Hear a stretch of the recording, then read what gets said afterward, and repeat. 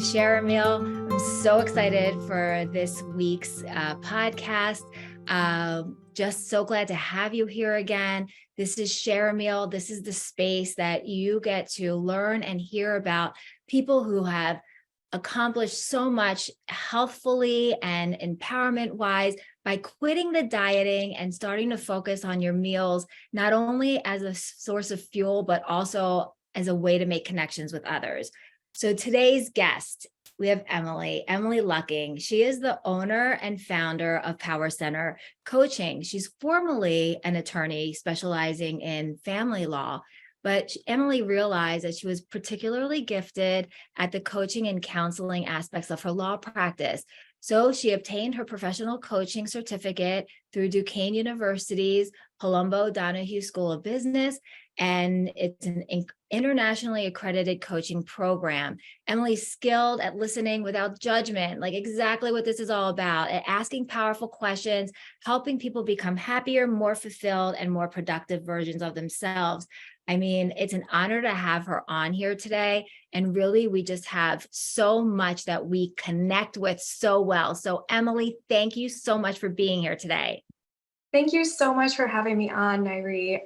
I feel like we have so much synergy between your mission and mine. Really a desire to help people get more present and become more fulfilled. Yeah, I think that really nails it. And coming at it from two different perspectives, really, it brings it all together. And Share a Meal really incorporates so much more than just the food aspect of feeling that empowerment and feeling good about yourself. So you work with mainly, what's your clientele? Executives, right? So I work with a lot of executives and entrepreneurs and people who own small businesses. I also work with a lot of people who have a sales heavy focus to their business. So they're running a business as well. Yeah, that definitely are. So tell me a little bit about like them, their day, what it kind of feels like. What are their kind of like issues, let's say, when they come to you? Burnout, being overextended, sometimes some relational issues within their company, sometimes direction or how to achieve that, sometimes loneliness, not really having someone to talk to about business or life who isn't going to judge them and isn't too personally invested in the business either. Like one of their employees, for example, would not be an appropriate person to have these conversations with. So right. yes. Yeah. So burnout, because just hectic schedule, nonstop, everything is just going. Would you say that a lot of them feel like at times they're too busy to eat? And so they're like running on empty or running on coffee, let's say. Lots of them like running on coffee. That is so funny because in my preparation for our call today, I wrote down caffeine. And I think it is a little abused. And then people kind of wonder why they're feeling anxious. They're not eating, they're not sleeping enough, and they're having a bit too much caffeine. I like to think if we have a baby and they're cranky, what do we do? Like we wonder, do they need to use the bathroom? Are they getting enough sleep or are they hungry? So we're all just big babies, right? Absolutely. Like 100%. Yes, we are. So so you need to like tackle that before you go to that Band-Aid. The Band-Aid is the caffeine. The Band-Aid is the French fries, like the things that just kind of like make you feel good in the middle of the day, but it's like a short-term lift. For sure.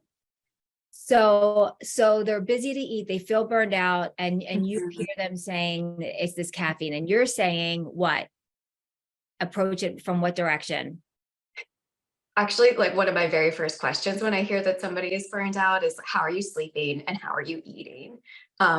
Because exactly like you were saying, if we can't address these basic things, we really don't have a lot to build off of.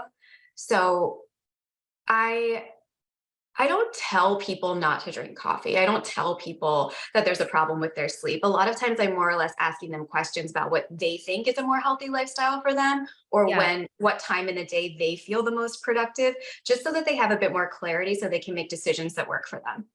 What do you hear? Like when is the highest productivity time for most people? I think most people are most productive in the morning. You do? How about you? What do you hear? I mean, I I don't ask that question because I don't think that I've needed to ask that question, but I've asked that question of myself. And you know what? I am not productive in the morning Yeah. and I'm not productive at night. I'm like a midday person. Like there are some things that I need to get done in the beginning of the day before I can really start my day.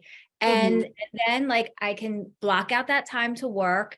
And then at the end of the day, I was never, even through college, like you'd never catch me like cramming late night. That was not my thing. I couldn't do it. I was the first one to sleep. And I'd rather at that point in my life, get up at 5 and start studying than, you know, pull an all-nighter. That was never for me. But it's because sleep is so important. But food Right. also guides sleep. Like you have to have a good nighttime, almost routine. I mean, and I'll go back to your baby, that like a baby, like a routine to put yourself into that sleep mode. And so you are like, you know, here are the signs. This is what I do. This winds me down. And this is when I go to bed. And so because that whole sleep cycle really disrupts hormone levels, which then seeps into eating patterns and cravings and things that, you know, are and decreased exercise because now you're too tired, right, to exercise because you haven't slept well. So it's really a spiral. All these Yeah. things are interconnected. I completely agree. And any area of our life bleeds into another. It's like once you start making small changes in one, you'll be amazed at how much more productive and fulfilled you can be in other areas too. What's Um, the biggest area? Like give me like an area that you would tackle first. If I said to you, I'm eating really poorly because I am, you know, running around like crazy and I don't think about eating until 4 o'clock in the afternoon. And the first thing I put in my mouth is like chips, but then I need to get the rest of the night started because, you know, the kids are coming home and we have like dinner going on and it's just like, it's crazy. mhm. And I I think don't that get when to someone's sleep. calendar is out of control, so is their life, right? Like, so sometimes one of my first questions would also be like, what can you drop? What can you delegate? What resources do you have that you can utilize to give yourself a bit more time to figure out what it is that you need to do, what it is that you want to do, and meet your priorities? Like, if you're telling me it's important to you that you eat well and exercise, like, let's figure it out. Yeah. Yes, that is very true. I mean, I think I could say it every single day and still not act it, right? You Mhm. got to put it in but I suspect that a lot of the people that you work with are really like want to be in control. So it's really hard for them to let go of some of those things that you're saying, like let go of. It is. It is. And a big part of my job is helping people to figure out how to delegate. Yeah. So I know how I would delegate. I would get a private chef. That is like number one.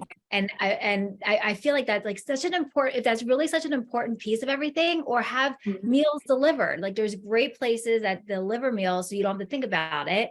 Right. Mhm. So if you had this all set up for you, and let's talk about this executive again, because I think that the pattern is don't eat breakfast, load up on caffeine, but then like you have like something big coming up, or even a lunchtime meeting, and then you Mhm. overeat at that lunchtime meeting because now you're so hungry from the morning and you're trying to eat and you're focusing on eating when really at that moment maybe you're part of the presentation, maybe you're part of the discussion in the room, and you're too busy like eating that you're really not focusing on then what's going on in the room. Mhm.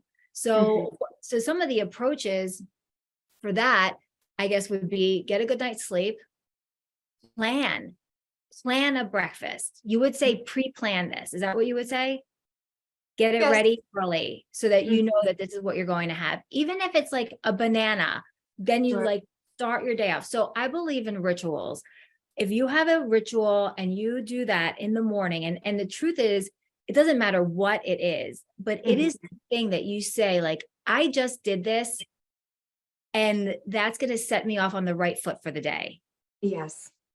I think though too, one of the things that my clients struggle with is that they don't have as much routine as an average person might. Like they're often traveling for work or have pop-up meetings here and there, or something that's later in the evening. And so it really does take a bit more planning and purpose to stay on track with rituals, sleep, eating well. But these are also highly focused individuals who are high achievers, and they're very capable of this.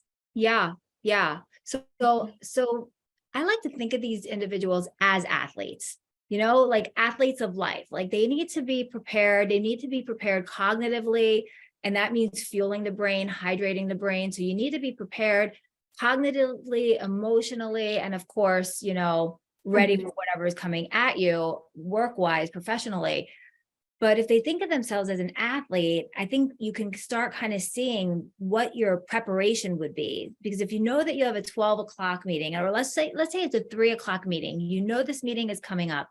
What would an athlete do to prepare for this meeting? Well, they would make sure that they're went over their drills or whatever that is, that they were properly fueled, they ate the right thing at the right time, and timing has a lot to do with it because you kind of want to be digested and you kind of want to not have to use the restroom in the middle of this big thing that you're going to, that might be. So you might want to hydrate up earlier, because taper off later, and you want to be eating the right foods. So for an executive, that does mean to have a complex carbohydrate, because you need that to cross the blood-brain barrier. It means some protein so that you feel fuller longer, and maybe some healthy fats in there, and a nice glass of water, or and really sit down and be present when you're having that.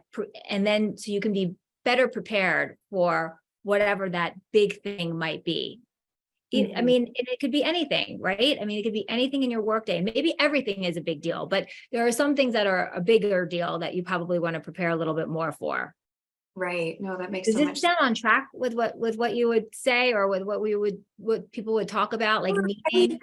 Well, I mean, I don't specialize in food and nutrition in the same way as you. I can help people plan according to their values, though. So tell me a little bit more about how you would ideally time meals, So for an athlete or for one of my clients. for an athlete, there's a prescription to it.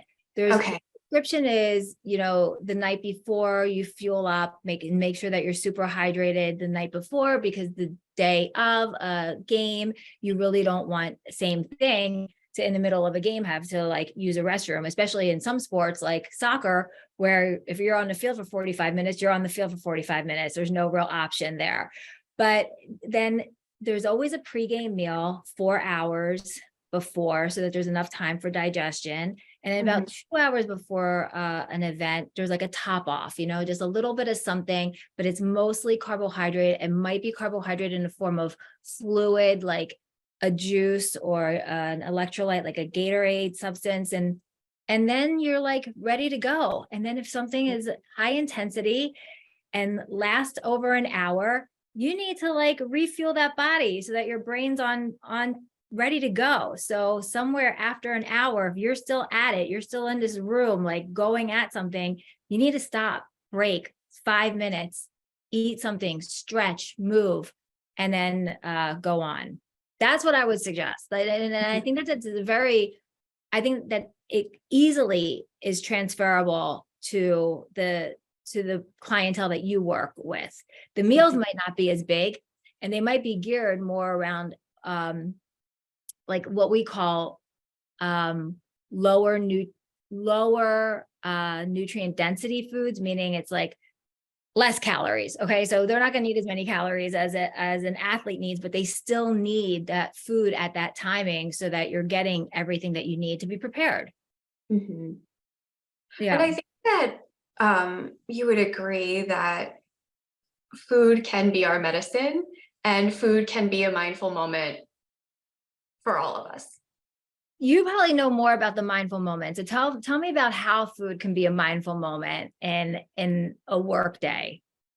Sure. Well, I think that a lot of us can fall into the trap of just shoving something down our throat when we haven't eaten forever.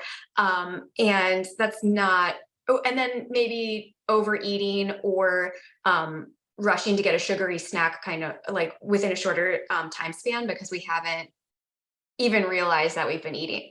So I think if we can pause and take in the sights and smells and scents of what we're eating, instead of answering an email, being on our phone, being on a call at the same time as eating, that makes us understand that we're the mind-body connection is occurring and we are enjoying some food.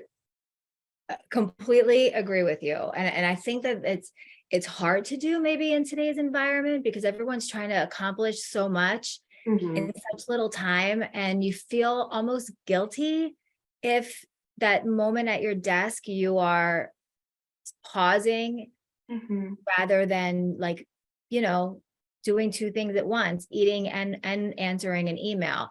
How do you get over that feeling of like that you're allowed to do that? You're allowed to take that break. I think when we're looking at it as this is a productive moment for me too, like to take this pause, and sometimes it's eating and sometimes it's going outside for a walk. I think either of those are wonderful mindful moments that we can take during the day. And it can help us cut down on our stress, refocus on what the next task is going to be, and then become more productive in the next phase of our day. Okay, talk about the walk. How long should this walk be? And what should you be thinking while you're on this walk? And should you have a phone on the walk?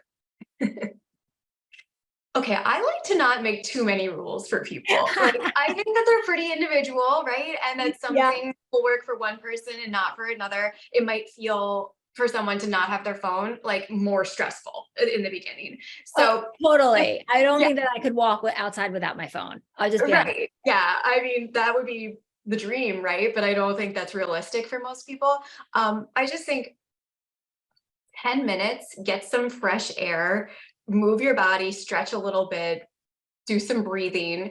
It's okay to think about what was just on your desk. It's okay to think about what's next. If you can even take 30 seconds though to listen to the birds and feel the wind, like you will take more away from that walk than if you were on your AirPods the whole time.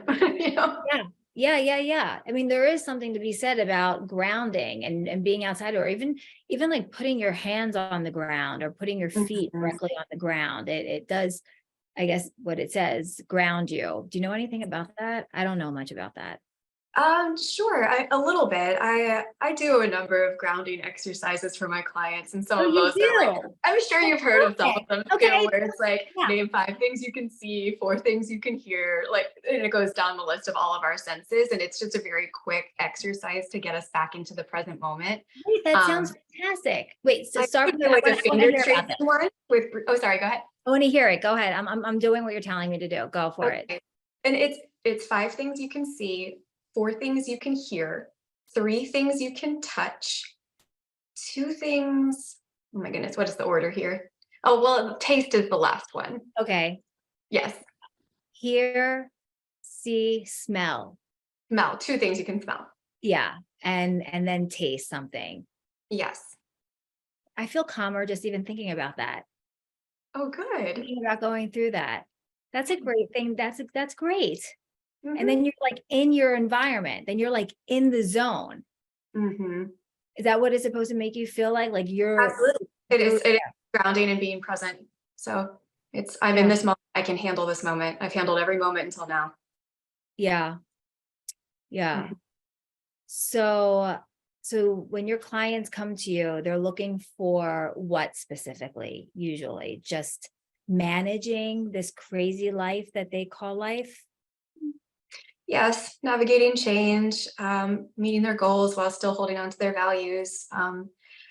It differs from client to client too. Sometimes I'll think we're only going to talk about work, and then next thing I know, we're talking about their girlfriend for 6 months. It's whatever is making a big impact in your life, like we can talk about it. Yeah, it sounds fantastic.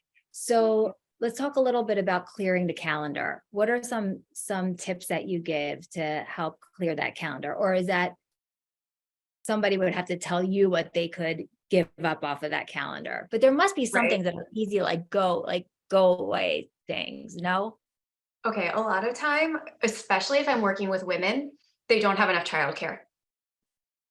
And like, I'm not saying don't spend any time with your kids, not at all. It's just like they are running themselves ragged trying to figure out their schedule and their kids' schedules. And it doesn't, like, you cannot do it all. Like, I wish we could, but we can't.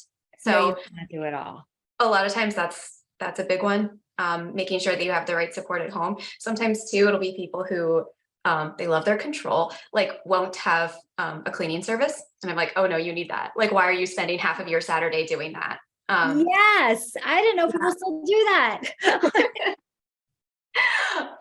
So those are some things, but then also like at work, a lot of people don't want to take the time to create documentation to easily onboard people. Like if there's a task that is repeated, they can, it's not fun to sit down and create this documentation and so that it's available for somebody else to do. But this is how you get these tasks off your plate. That makes so much sense. And you're right. It's like the worst thing to have to do. Write a manual. I hate telling people that. I'm like, I'm so sorry, but you just need to do this. You just know what to do, right? You just know it. And you just expect that everybody else just knows it because you know it. But you're right. You do need that. You really do. In fact, something keeps on popping up in my Instagram feed telling me to use some service like that, that it makes the training manual for you. Maybe, Oh, really? maybe like it knows. Instagram knows. Huh. It knows exactly what you need. I mean, if you Very follow smart. what they're pumping out at me, like they know me better than I think anybody. If only, if only my family knew me as well as Instagram. Oh, that's hysterical. Well, Instagram brought you to me, so I'm very grateful for Instagram. I am so grateful for that too. I can't even believe that happened that way. And then you live right around the corner. It's unbelievable. I'm That very is excited. unbelievable. It really Yeah, was meant to be. And then to see each other that same night out. I mean, that was something. that was Yes. something. And we both looked at each other like, Is could that you her? see? Yeah. Yeah. So I that hope brings us they to our see you last places. topic, though. We're talking about how to eat well and still attend events. Okay, great ease way. What would you call that word? Like, Segue into our next yes, topic. nice segue. Hit it. Talk about it. Start it off. Oh my goodness. Okay, well, I'm sure that you have more expertise on this than I do, but I do attend a lot of events. So this is more my Yeah. personal experience than anybody else's. So I don't like to stay out very late. I think that's a big thing. Like the later you stay out, like probably the further you're going to get off course with your Yeah. purposeful choices. I think drinking too much can also lead to getting off course. And maybe having a snack in advance could be helpful. But I think when I'm at an event, if I see something and I want it, I'll have it. Yeah. Well, it's like good stuff, but that's usually at these places. But I think that, yeah, I think it goes back to your planning. Like if you know you have an event, the one thing that I recommend that you don't do is starve yourself until you get there, right? So you were right on with having a snack or even just eat your meal and like enjoy it and then go there. And then you can really focus on the event instead of focusing on trying to get to the buffet table or trying to track down like a cocktail server, you know what I mean? So you just like really focus and then you're a little bit full, right? So then if you do have some alcohol, it's not going to be on an empty stomach, which is probably a good idea. Sure. And Yes. you're so right about like going off course. First of all, it's a work event and you don't want to be drinking a lot of alcohol. Plus it could ruin your next day. That's another part of it. And it messes with sleep patterns as well, right? It can lead to bad decisions later, even like overeating later when you go home, not your workout routine if you were someone who works out in the morning. So going with a plan, I think, is really just another way to like manage this. So it would be like, you have an event 3 nights this upcoming week. So how do you want to treat it? Which one is the most important? So if it's the most important one, you're going to say, that's the one I'm going to stay the latest at, let's say. And so to prepare for that, I would definitely say, eat a full meal before you go to that one. If it's not a full meal, like eat it so that you are present and you are really in that moment. Whereas the other ones, if you're going to only stay for an hour or two, you could have a light snack just to get through it and then go home and still have some time to be with your family. There's like different ways that you can look at it, but I think it should be written out in that calendar so that you don't go off course. Sure. And one of my things, and this doesn't relate to food at all, it's more of a burnout thing. It's leave when you're still having fun. You don't have to stay till the end. Like you FOMO does not exist for my high achievers. It's okay. You can go home. Yeah. Yeah. Yeah. And wait, FOMO does not exist for them. They're like, well, I'm out. Oh, I mean, they have it, but I I'm like to out. say, I'm like, Everyone no, else like, is you're out. good. Yeah. It's more like, There'll be another event. show up, show your face, do your thing, right? And yeah, but don't stay until the end. Nothing good happens at the end. I even tell my kids that. Nothing good happens after the bar closes. So you better be home before that. Well, beware the venue change too. Like you can stay until the end of the event, but if people are going to another bar afterwards or going out for dinner afterwards, that's where you're going to get in trouble. That's a good piece of advice. That's a good piece of advice. Are many of the people that you work with, would you say, new into the world, into this working world, or more established, been here for a while? More established? Most are more established. I do a little bit of career coaching for younger people, but that's not my main clientele base. Yeah. So probably though, you work with, I mean, a lot of younger people, given that you're a professor and you work with a lot of athletes. How is that? It's fantastic. I mean, they keep me young. I love that. I do. I love walking onto a college campus. I always say, like, I'm so lucky to be around this group of people. Like, I learned so much. I mean, and I'm still such a loser in the world of like what's new and exciting, but they definitely teach me the new things that are coming out. I learned so much from them, and they're like so creative and so less afraid of, I think, what I was at that age. So it's like a new perspective. And working with athletes, I mean, I used to work in a hospital. So this is the environment I've always wanted to be in, helping people who are healthy become the best versions of themselves. Like, how can you get better? What is that one thing? Really, in that environment, we're working in 1%. You know, everyone who's in that field is good. They're the top. They're in pro sports. What gives you that 1%? And the truth is, at that point, when training is all like, you've all been through great training, you're all super fit, you've had great coaching, and what can really change that? It is that what shifts day to day, and day to day shifts are what you're talking about: sleep, food, hydration, and also, like you said, family issues. You know, something happens in the family, and these people, they're not exclusive to having those things happen to them as well. And imagine just like having this huge burden that some of us might crawl into bed for 2 days to get over. They have to go out and fight on a field, so I mean, I give them a lot of credit for what they have to do psychologically. And I think that really we need to start thinking more about having coaching like what you are doing, even in this environment, because that's very different than mental health on its own. Like, I feel like there several people in that realm would be helpful in this particular environment. Well, I would love to work with them. They would love my way. Yeah. But it's true. Everything that you're saying, there is a balance. And like, how do you figure it out? How do you figure out, like, childcare and I do. Players bring their kids in when there's like, a random day off and things are planned at home already. And it's hard. It's really, really hard. Yeah. I also think though, like balance is a bit of a myth. Like we're always going to be achieving more in one area and lacking more in another area, and accepting that about ourselves and just trying to get back on course is the best that we can do. We're not striving for perfection. We're striving for a good version of reality. A good version of reality. Is that my Instagram version of me? That's my best version.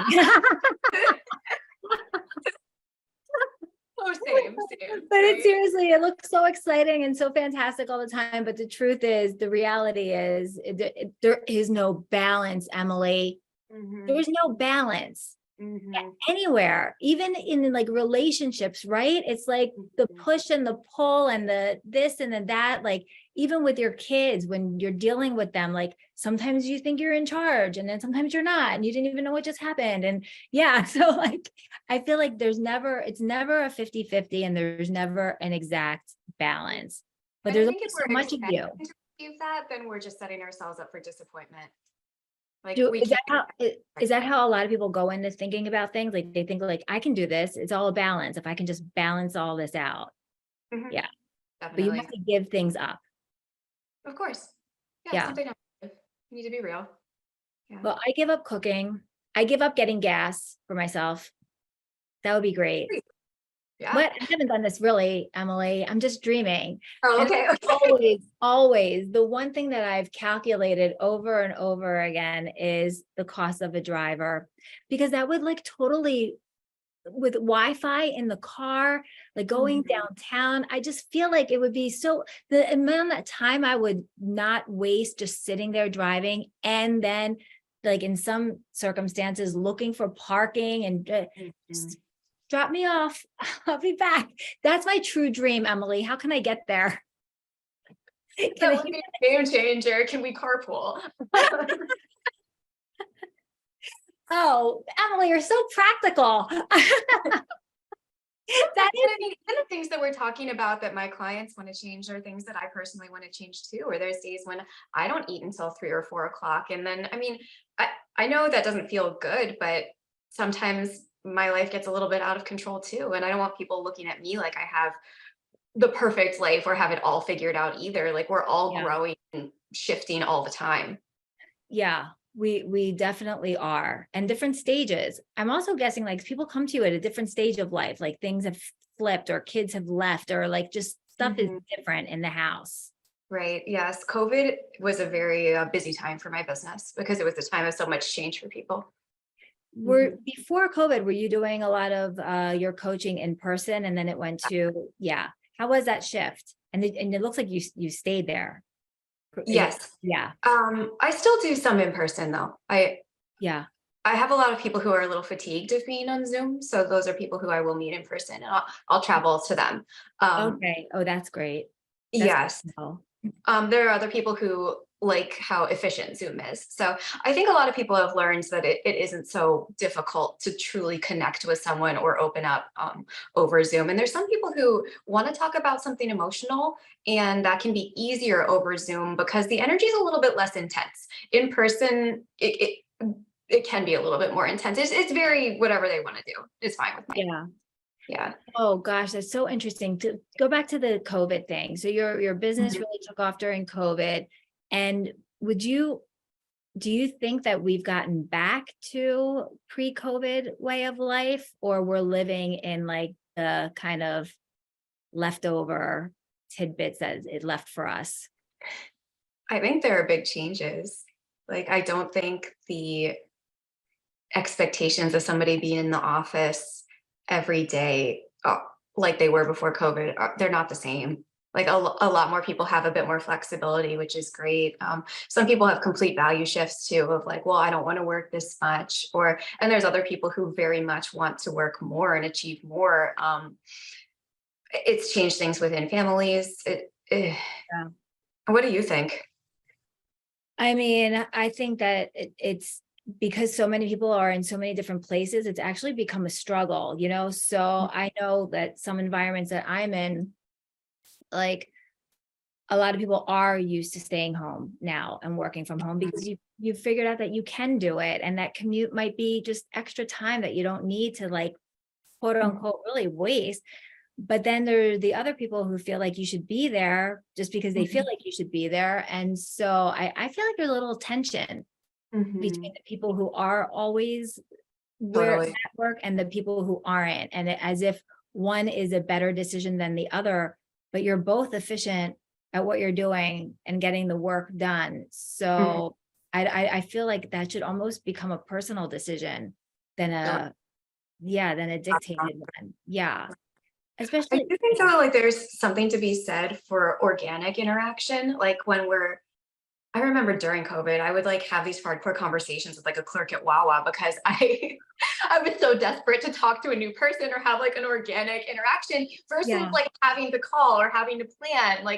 And I think within an office, we can miss some things when we're fully remote. Um, yeah.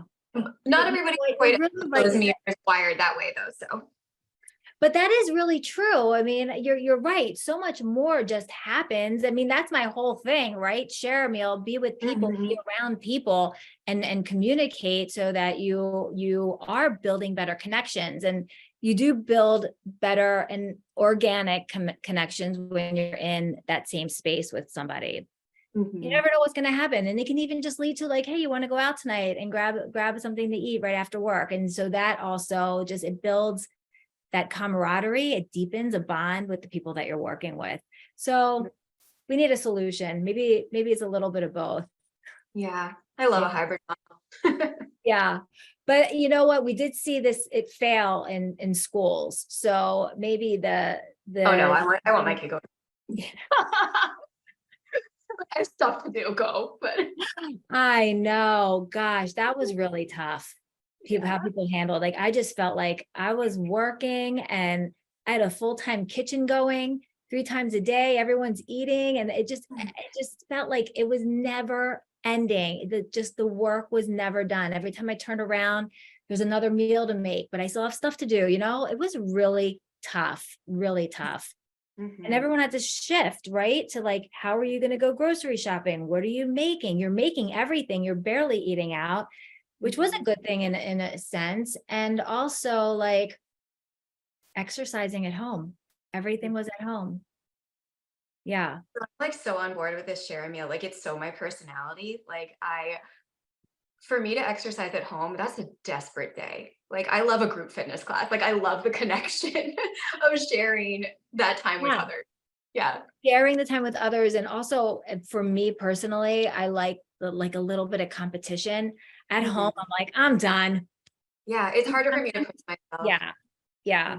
Yeah. So you do like group classes. You were excited to get back to them. What's a favorite class of yours? I love to do soul cycle style classes. Like I love spin. I love dance too. So. I saw you're a dancer. Did I say you're a dancer? Oh no.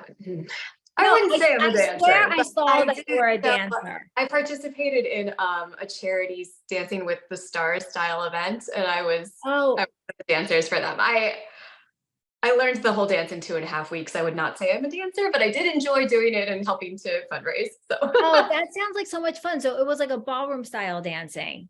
Like you did tango, and what? Did you do tango? I did cha-cha. You did cha-cha. How was it? It was really fun. And do you love knowing that now? Exactly. Yes. Like when I was asked, I was like, oh, that's really cool and weird, but okay. Like I am totally down to learn something new at my age. Like I think sometimes we get a little too stuck in our routines, and it's very stimulating for us to go learn something that we've never done before. That's another good way to get out and meet people too, right? I mean, I give you a lot of credit for doing that. Was a person that you danced with a professional dancer? Yes. Oh, wow. So you were really like whipped around, and like you knew, like they knew how to guide you. I love that. Sounds so exciting. Did you win? You should do it next year. I will do it next year. Did you win? Was it like a winning thing? I did not win, but that is okay. That's okay. Yeah. Yes. I'm gonna go back. I guess maybe I can do it again. I'm kidding. I want to see what your outfit was and everything. Was it like fun to pick out your outfit? My instructor borrowed it from one of the women at his studio, and it was very fun. It was very cute. Oh God, that's awesome. No, I think that's great stuff. So those are the things that you need to get out and do and take you out of your comfort zone. And I'm sure that took away from like a lot of the things that you might be doing normally, but sometimes you need to do that for creativity purposes, right? Definitely. It's nice to And you're an artist. Tell them about you. How was your project? How did your project is not going very well. Okay. This is really tough stuff to work with. I'm not doing well. So I had to scrap my first project, and I just got some new like tiles to work on, because I started really big. I thought I can make this like huge piece. I can't. This is really tough. I'm working with resin and I don't know what to do with it. And then it says like, you need to wear a mask and you need to wear gloves. And then my son comes downstairs and I'm like, oh, this is why are you wearing a mask again? I'm like, well, it's like highly toxic. And he's like, he's like pretending to like breathe in his shirt, like he's gonna like die from this, like these fumes. Yeah, it hasn't been going as smoothly as I would like it to. I thought it was gonna be really easy, but I'm still at it. My table is covered with stuff right now, and every day I go and dabble a little bit. All right, tell me about yours, because now I know about your artwork. You paint abstract. Yes, With like large scale abstracts, and I love it. And it is a very mindful practice for me. I think like it's a foil to my work. Like in my work, I hear so much about other people's emotions, and I take that in and I absorb it. And then when Yeah, I'm painting, I deal with my own stuff. you do. Yeah, I get it out. You really feel like cathartic when you're doing it. I love Absolutely. it. Do Although your I did try putting a resin coat on one of my, I did a paint collage, and that did not go well. Like resin is really hard. Like resin is I give really all the hard. credit. Yeah. I mean, I've underestimated how much I need to cover a space, because it has to be like thick enough to like, you can't touch it really, like once it's out of like the container. So you just want it to kind of spread evenly.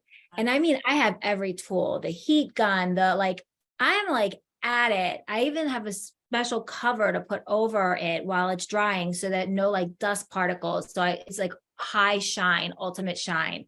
Wish me luck. I'm going to go put another coat on this one today now that we're speaking about it. Let's see what this ends up looking like. You can do it. Emily, thank you so much. This was such a great time. I mean, I love talking to you. I think you're absolutely fabulous. I love the work that you do. I love that I've connected with you. Like, I can't even tell you how happy I am about that. And I hope that our relationship continues. And thank you for so much for taking the time to be on the Share a Meal podcast today. Well, thank you so much for having me. And believe me, the feeling is completely mutual. I'm very excited about our budding friendship and working relationship as well. So thank you for having me. Thank you. All right. I'll talk to you soon.